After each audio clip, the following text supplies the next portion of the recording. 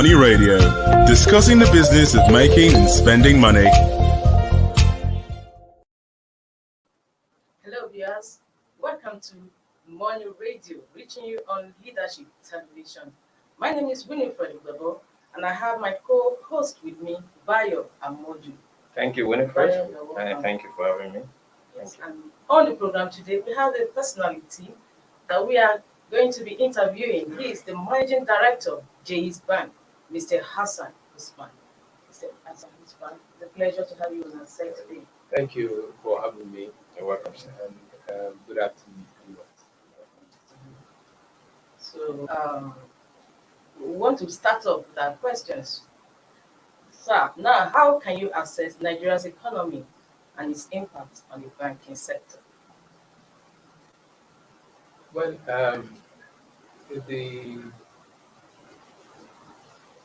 the banking sector is part and parcel of the Nigerian economy, and it sees and experiences the many issues that we face as a nation, and also take advantage of the developments that are taking place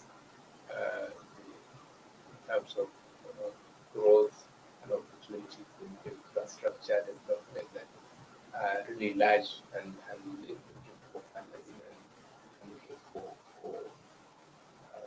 attention. When you look at all the issues, you are likely to see and to feel that there's too much of the problem. We have an economy that faced recession twice within a couple of years. We had the pandemic that affected the whole world and therefore also affected our economy. And then we have our country issues of an economy that is dependent largely on oil to get income, foreign exchange, and also to fund the activities of the government. Not to talk of issues around security, issues around the infrastructure gap, power, roads, transport, and other development issues that we are facing as a nation. So you see, depending on your attitude, you see big, very serious impediments to doing business. But on if you look, you will then see opportunities also, because for a bank, there are ample and large opportunities to do business, to fund entrepreneurs that are coming up, especially in the SME space. This is an economy where you have the informal sector is probably bigger than the formal, and therefore there are opportunities for supporting serious-minded business persons, young people coming up with business ideas. So depending on your attitude and what you focus on, there are opportunities for banks in the face of the serious challenges that we face as a nation and our economy. So my take is that banks see a lot of opportunities in this country to grow their businesses, grow their financial and if you go into it safely, also grow the income, therefore the value of the bank over the period. And we've seen for Jaiz, for example, um, we are going to be 10 years in January. Um, And within this period, we have achieved a relative average growth of annually of about 30 to 40% over this period, over the last 5 years. So, like I said, in the lens you look at it is what you see. You look at the lens of gloom, you see many things that will upset you. But if you look at the lens of an economy that has a lot of ups that creates opportunities. Thank you so much. Thank you so much. Thank you. Mr. Bayo, before Okay. I want to, there's a leading question to it. We talked about infrastructure. So, in your view, sir, what do you think is the role of Islamic finance in infrastructure funding? Well, you see, the nature of Islamic finance gives the framework and the offering is such that it makes itself amenable to supporting infrastructure development. Uh, because Islamic finance tends to be activity based.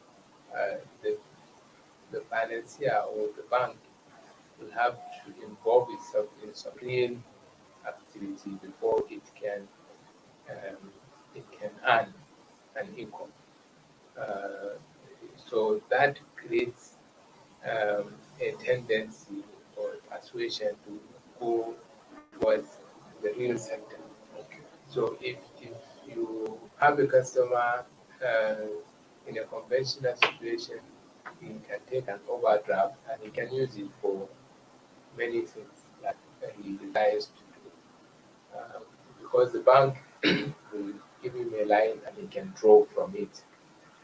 In the case of Islamic finance, you actually need to have some asset or some service that can be uh, uh, uh, provided for the customer in order for a transaction to take place.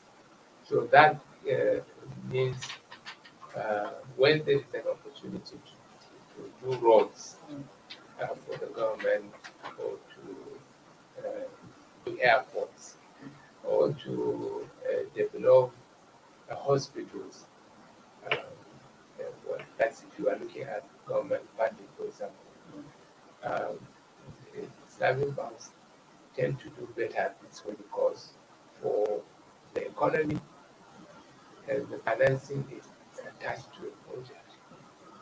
So the policy is going to get better value and avoid diversion of those resources or misuse. Because, for example, the Nigerian sovereign school, all the three issuances that were made were tied to specific projects. And these projects can be seen all over the nation, whether you go to the east or to the west or to the north or to the south. You see the roads and you see what this money was put to. Actually, since some Abuja. Exactly. Secondly, because the conductors, you also see the possibility of projects to be completed on time because we know the way government funds normal projects does not encourage contractors to put in more than what they have received because they could live with a debt which will put them in trouble with their bankers. But with a school, the money is made available and is tied to that project, and no government official can take this money out and use it for any other purpose. So the contractors know that the only thing that stops them from getting funding is the certificate they have to produce. That means they have to do the job. So this facilitates infrastructure development and it's encouraging to the government, and you can see that year in, year out, the debt management office is using this instrument to develop some basic roads that are required.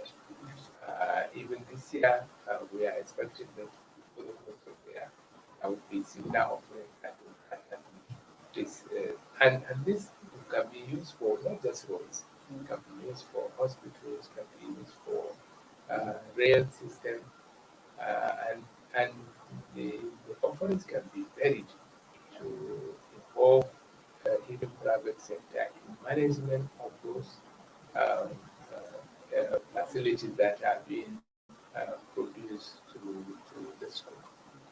Um, Thank you, JMD, for coming around once again. I know that Jaiz Bank, being a foremost non-interest bank in Nigeria, has as its major area of focus funding of the micro, small scale enterprises. And I understand that recently the bank launched a 200 million scheme in Kano, and there was a previous one in Katsina and others. So, what can you say are the impact of this loan scheme to the asset? But you know, traditionally, what has been happening um, is when we have a large population of people that are excluded from the financial system. So the central bank came with the policy to encourage banks to actively partake in the program launch to increase financial inclusion. Now, we try to also do that by going to some of the rural areas to partake and provide the service. But then what we found is that it's not just financial inclusion that these people are looking for, because financial inclusion is talking about people who want to get to a service and they cannot get it because there is no bank in their location or there is no service at all. Uh, but then you realize that these people do not have what it takes to even go and open the bank account because they are living hand to mouth. So what we then realize that what is needed is economic inclusion, not just financial inclusion. So when we went there, we set up this branch, the first branch we said, okay, let us put people in group and give them capital rather than say, come and open an account and put some deposit and do your payments on it. So that's how we started.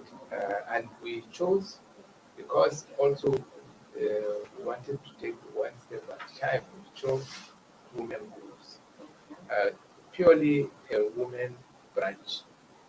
And this pilot, which we started late 2018, was almost perfected in 2019. We had to scale in 2020. And then COVID came, and we had to stop scaling because the concept with the pandemic, and let's wait and see. And indeed, we saw that disrupted because what we were given to these people was small capital, and this small capital was impaired during the period of the lockdown for many of them. So from a 99.9% recovery, we fell to about 80% recovery during the pandemic. So we are just getting out of that now so that we'll be able to scale. Hopefully, in the next financial year, we should be able to start to do the scaling of this. But what we found currently, we have between 5 to 6,000 of women that we are funding in Katsina State under this category. But this is just one aspect. So we said, okay, if we cannot be able to quickly scale and have physical offices in local governments, even individual cities, we have gaps. We have business schools that are struggling to have people enhance their business. So we started with the leather groups in Kano, and working with an NGO, GIZ. Uh, uh, this is a non-governmental institution that helps us to put them in, to train them enhance their skill. And then in the case of the leather group, identify key machines that individually they cannot afford, so that we can now fund that and put it as part of the group assets. Okay. So everybody can patronize this asset without necessarily owning it. So for your small works that you do, you just go and pay a fee and you get that done, while providing supporting capital to the individual members.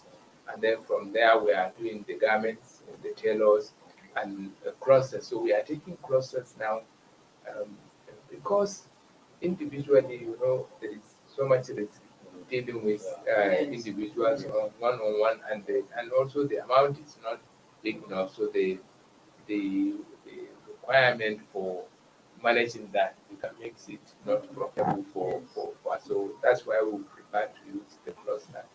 And we are using farmers clusters also, the garments, the tailors, and women also selling agricultural commodities. So we are working with this value chain of groups that can help us to access or to impact on as many people as possible while avoiding the risk of dealing with on one-on-one entrepreneur and that level. So these are the some of the strategies that we're employing to impact on this, and it's, we are seeing that this can be scaled nationwide, and that will be a process which will help to impact on a large number of the population.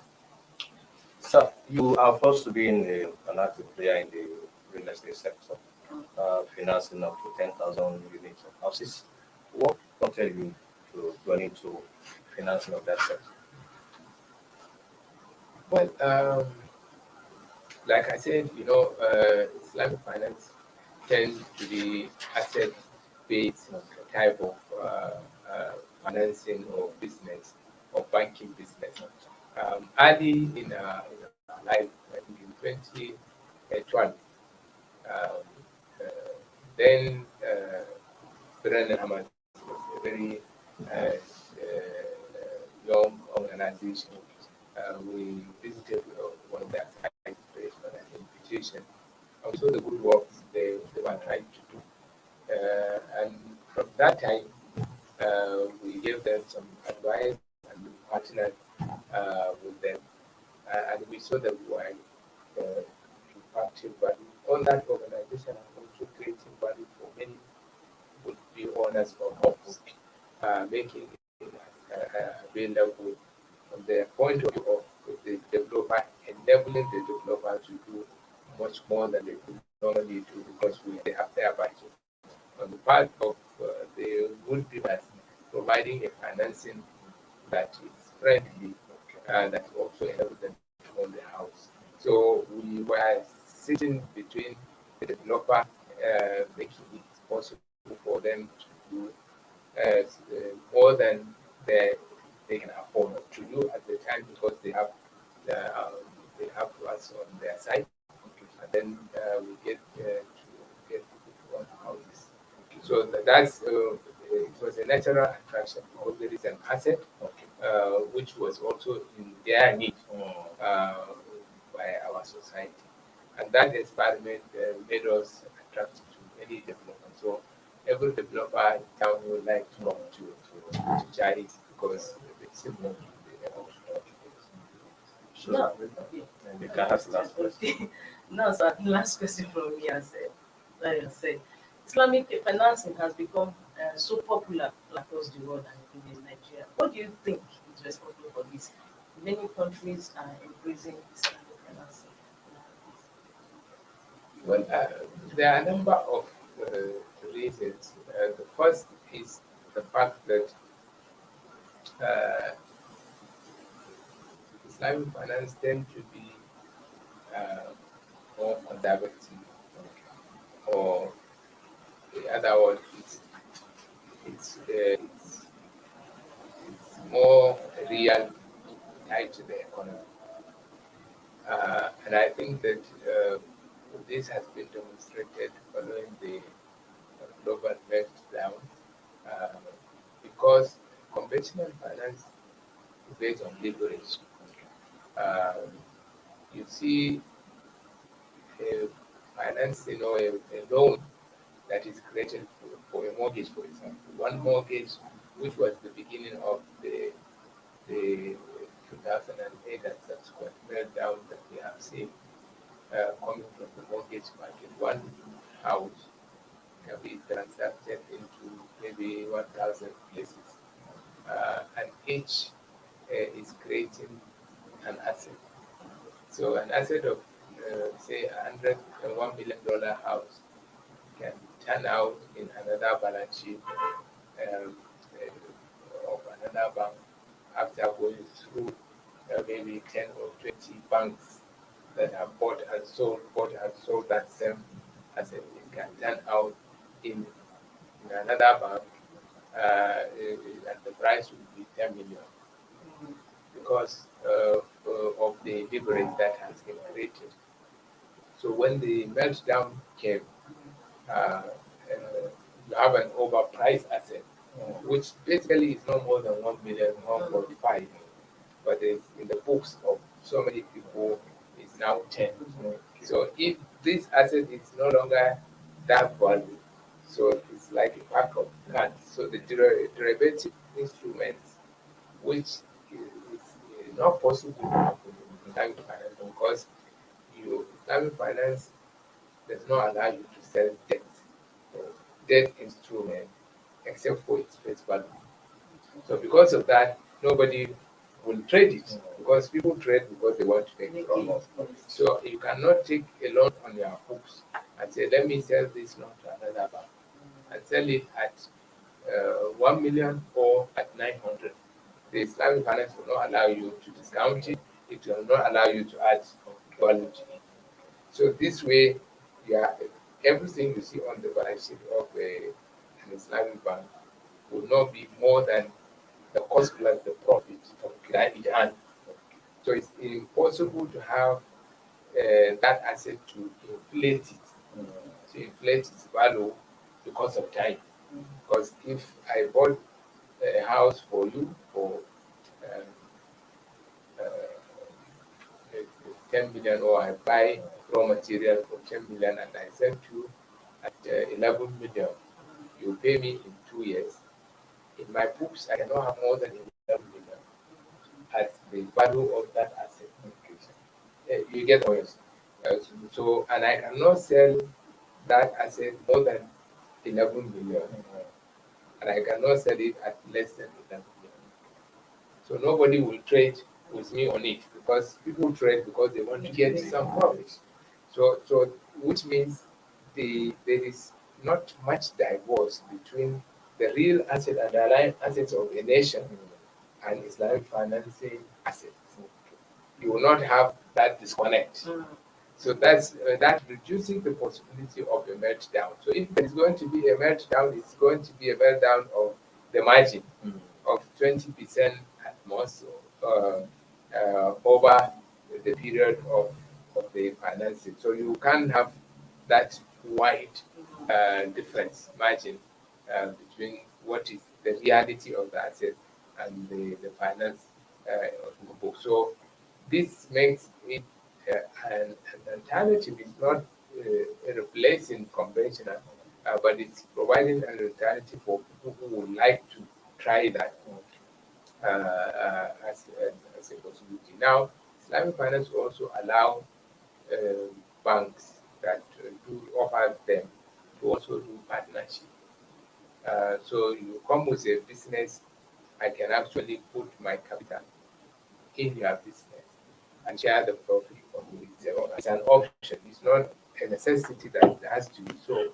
I can sell to you, I can lease, I can also share in your profit, depending on the contract we agree to sign. So these are the flexibilities or the alternatives that it gives. So for a borrower, for example, who is agnostic about whether Islamic finance or conventional, he also has that to diversify his financing source. So he can take conventional, he can take so it's a way of diversifying your risk of the source of capital you are taking. So there is so much available to it, depending on your persuasion or what you are looking for. It offers itself as an alternative to the convention. So permit me to ask this question, even though we have said that was supposed to be the last question. Jaiz Bank results has recorded an improvement from the previous year. What is it that Jaiz Bank has done differently this time around?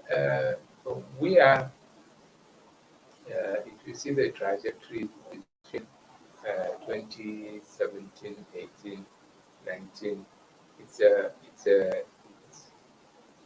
seen a growth in terms of the size of the institution and also the profitability. And we recorded, in my opinion, very modest growth. Our balance sheet grew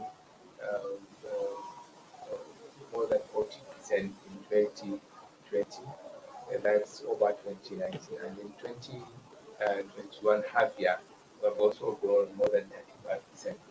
And the profitability also grew between 2019 to 2020 by almost 50%.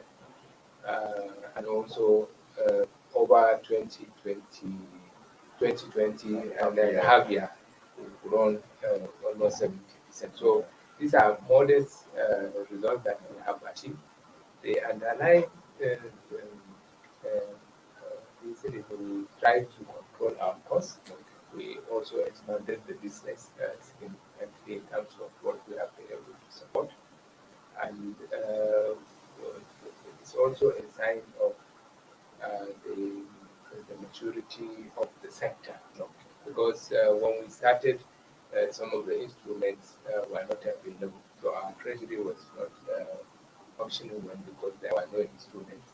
But now our treasury can do more than we were able to do before. So that gave us the opportunity to earn more income from investment in school and similar instruments. So these are some of the underlying reasons for the improvement.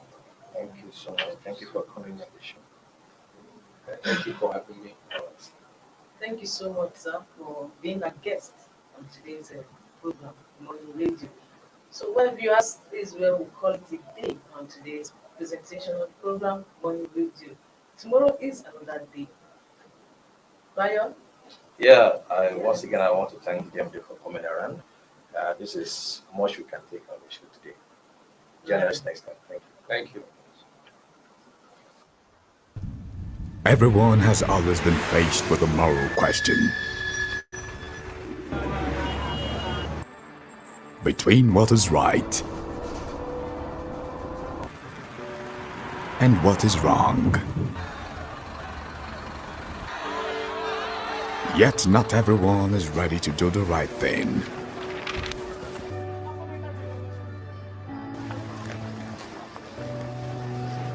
This is where we come in. We are Jaiz Bank, committed to making a difference by doing the right thing even if we stand alone. A place where profit is shared and losses borne together. A place where transparency is an attitude and trust is a culture. At Jaiz Bank, we support you to shape a better tomorrow, a partnership to birth your dreams. Jaiz Bank, for a better life.